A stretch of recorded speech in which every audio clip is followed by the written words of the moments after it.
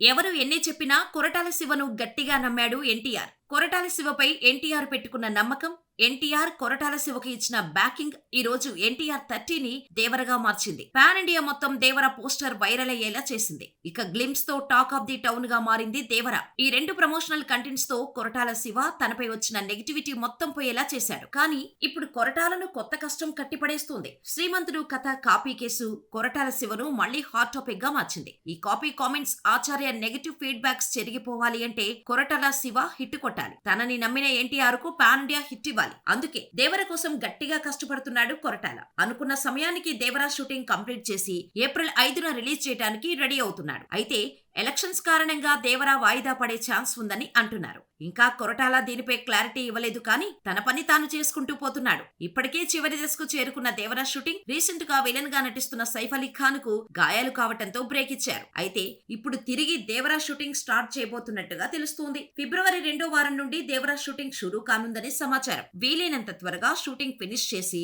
Next war 2లో join అయ్యేందుకు ready అవుతున్నాడు. మరి దేవరతో కొరటాల ఎలాంటి హిట్ అందుకుంటాడో చూడాలి.